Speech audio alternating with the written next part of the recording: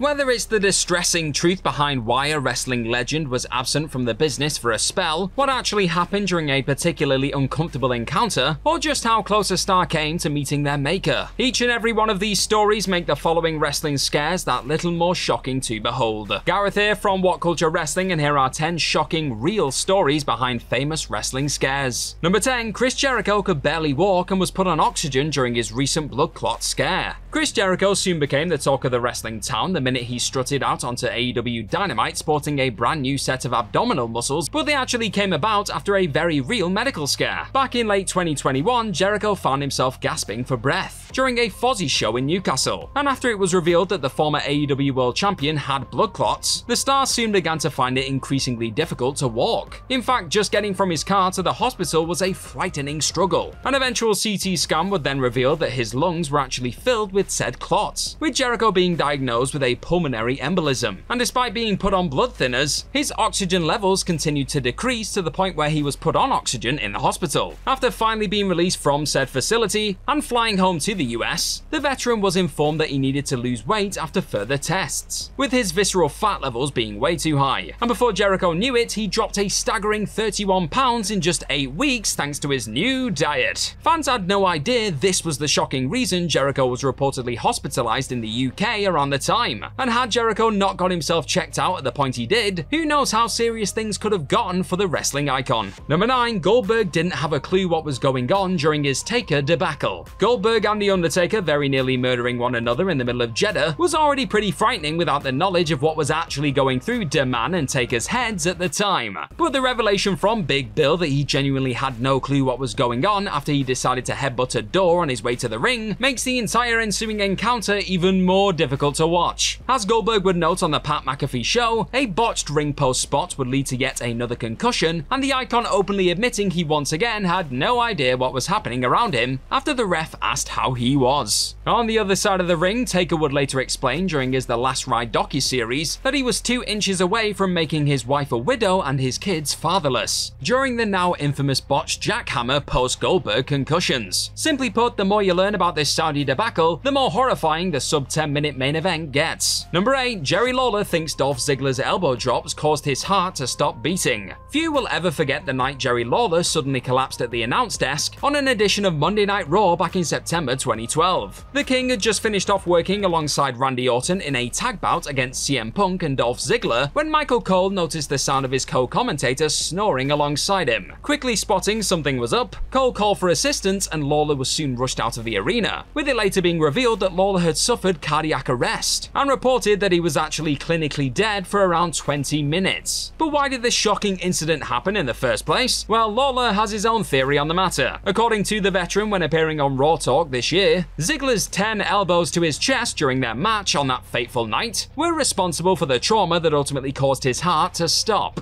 And that's why the King was seemingly happy to see the show-off get his ass handed to him by Baron Corbin earlier in 2022, claiming he's a killer and he needs to get some. Number 7. Triple H was at the 1-yard line due to his heart condition. Most were aware that the game had been forced to step away from working behind the scenes at NXT and WWE in general due to a cardiac event in September 2021. But nobody really knew just how close Trips came to the 1-yard line during this no doubt terrifying period. As the eventual new head of WWE Creative would tell ESPN's Stephen A. Smith, his viral pneumonia and inflamed lungs soon led to the star coughing up blood. And it was after a subsequent thorough examination from doctors that Paul Levesque was suddenly told to pack a bag and head straight to an emergency room, with his heart's ejection fraction sitting at just 30%, some way away from the 55 to 60% which is classed as a good ejection fraction. By the time he got to the ER, he was down to just 22%, and by the next morning he sat at a startling 12%. In other words, Trips was nosediving.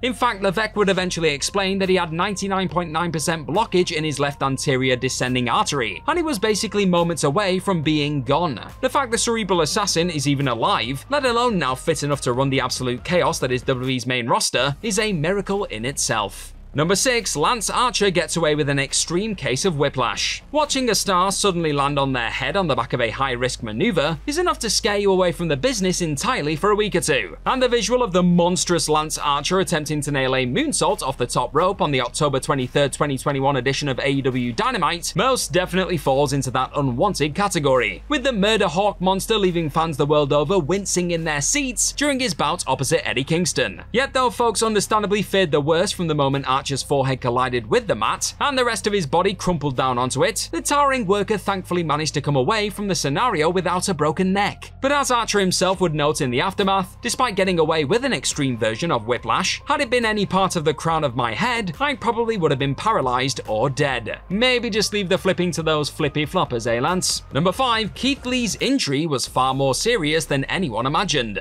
The truth behind precisely what Keith Lee went through in 2021 caught just about everyone off guard, with the Limitless Star being out for 5 months from February to July due to reported health reasons. After testing positive for COVID in January and being off TV for a prior 3 weeks, it was eventually revealed by Lee himself that this was due to something being off in his blood in the wake of his return match opposite Matt Riddle. Lee was then diagnosed with inflammation in his heart, meaning he was forbidden to train or do anything physical outside of a light walk. Making matters that little more terrifying, had Lee done any more than that, there was a chance that I could just up and pass away, as he put it. Thankfully, however, Lee managed to come out on the winning side during his fight against death, with his inflammation eventually going down after multiple MRI scans during his time away. So Lee was finally cleared for a return and made his long-awaited in-ring comeback on July 19, 2021. But for a while there, fans had absolutely no idea the former NXT champion was fighting for his life away from the squared circle. Number 4. Ric Flair passed out twice in his last match. Without the prior knowledge of Ric Flair's actual condition during his apparent last match earlier this year, the Nature Boy showing alongside Andrade El Idolo against Jay Lethal and Jeff Jarrett was already deeply uncomfortable to watch. Throughout the contest, Flair routinely struggled to stay on his feet, lost a scary amount of blood, and genuinely left fans concerned by the sight of him timidly locking in the figure 4 en route to victory. In truth, Flair very much passed out during the match twice. As he later revealed on his To Be The Man podcast, Flair intentionally didn't hydrate himself due to wanting to hit the ring at 219 pounds. In the end, he weighed just 217 pounds when he stepped through the ropes. However, said ill-advised call soon led to him becoming severely dehydrated during the bout itself. The first blackout went down when he was stood on the apron earlier in the contest. Then, after dodging Jarrett's guitar to the skull, Flair once again blacked out, with this scary incident resulting in his son-in-law having to put a pair of brass knuckles on his hand and pull the veteran onto his feet for the upcoming spot. All in all, if you needed a reminder why 73-year-old wrestlers have absolutely no business bumping, Ric Flair's last match has you covered. Number 3. Big E narrowly escaped paralysis, a stroke, and death from his neck break. Big E's frightening neck break on the March 11th edition of SmackDown had fans quickly wondering whether they'd actually seen the last of the New Day hero in a WWE ring. In truth though, the fat Big E was even able to walk again after said botched belly-to-belly was a massive win. As the former WWE champion would explain a few weeks after his sobering incident, his first doctor's appointment revealed the fact that he actually narrowly escaped a stroke, paralysis, or death. E has since returned to his feet, and even helped out with WWE's SummerSlam tryouts, with the star later noting how he is expected to make a full recovery from the horrific neck break that has kept him out of action ever since. And while it still remains to be seen whether Big E will ever wrestle again, the most important thing is that the star was able to luckily dodge a far more tragic fate. Number 2. What happened after Hangman Page's frightening concussion scare? Perhaps even more disturbing than the sight of Hangman Adam Page being knocked out cold on the mat for a whole minute during his world title fight with Jon Moxley was the all-round confusion over the former AEW World Champion's condition in the minutes that followed. Thankfully, the star fond of Cowboy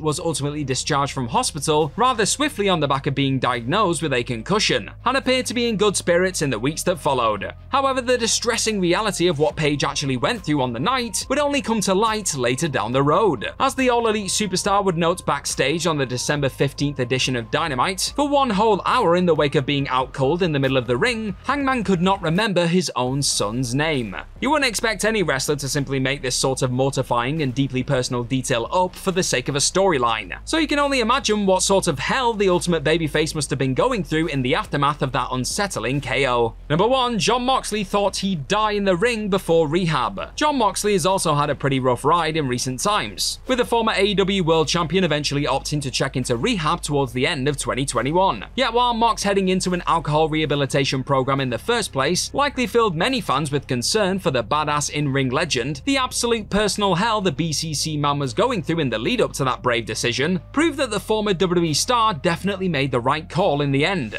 As Moxley would note to Matt Costers of the Cincinnati Enquirer, things got so troubling before deciding to take some time away from performing to focus on his well-being that he was afraid of dying of a seizure in the ring, with that disturbing thought being on his mind every day. After completing his spell in rehab, Mox would ultimately return back to the world of pro wrestling on the back of being wholeheartedly supported by the masses. But as the purveyor of violence himself would explain down the road, had he continued down the path he was on pre-rehab, Mox fully believes he could have died on live television. If you take anything away from the best decision Mox ever made, as he put it, hopefully it's that you should never be afraid of asking for some professional help if you feel you really need it. And that's our list. Know of any other shocking real stories behind famous wrestling scares? Then let us know all about them in the comment section right down below. And don't forget to like, share, and click on that subscribe button while you're down there. Also, if you like this kind of thing, then head on over to whatculture.com and find some more incredible articles just like the one this video you're watching right this second is based on. I've been Gareth from What Culture Wrestling. Thank you as always for watching this lovely video today. Hopefully I'll see your faces very, very soon, but hey, in the meantime, just be good to yourself. Bye bye.